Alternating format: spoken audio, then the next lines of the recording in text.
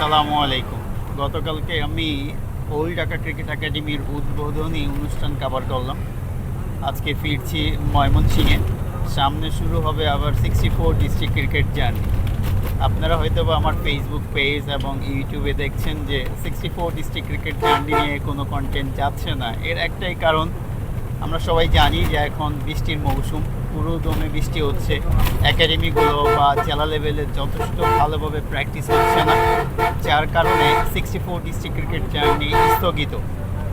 যদিও জুলাই মাস প্রায় শেষের দিকে, আগস্টে হয়তো বা মাঝামাঝি সময়ে বৃষ্টি শেষ হয়ে যেতে পারে, তার পরবর্তীতেই হয়তো বা আবারও 64 ডিস্ট্রিক্ট ক্রিকেট জার্নি শুরু হবে। ইতিমধ্যে আমার ফেসবুক পেজ এবং ইউটিউবে আপনারা ক্রিকেট নিশে এভারগ্রিন কিছু কন্টেন্ট দেখেছেন। চেষ্টা করতেছি কিছু এভারগ্রিন কন্টেন্ট আপনাদেরকে উপহার দেওয়ার জন্য, যাতে করে খুদে ক্রিকেটার থেকে শুরু করে যারা সিনিয়র ক্রিকেটার আছে এই কন্টেন্ট থেকে কিছু একটা জানতে পারে।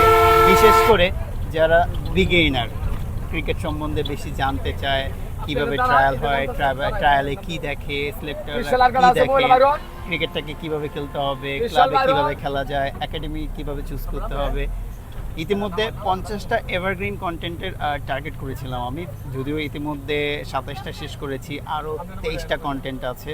খুব শীঘ্রই 23টা কন্টেন্ট আমি তৈরি করব। ধাপে ধাপে আমার ফেসবুক পেজ এবং ইউটিউব চ্যানেলে ভিডিওগুলো আপনারা পাবেন। এই ভিডিওগুলো এভারগ্রিন, এগুলো আজকেও মানুষ দেখবে, 2, 3, 4, 5 বছর পরেও মানুষ দেখবে।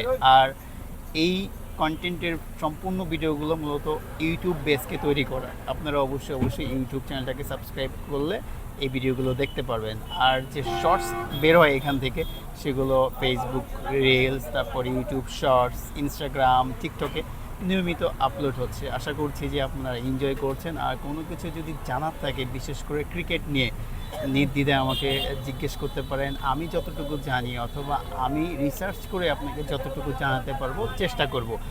আর হ্যাঁ, আমার সাথে থাকার জন্য আপনাদেরকে ধন্যবাদ। Thanks for watching.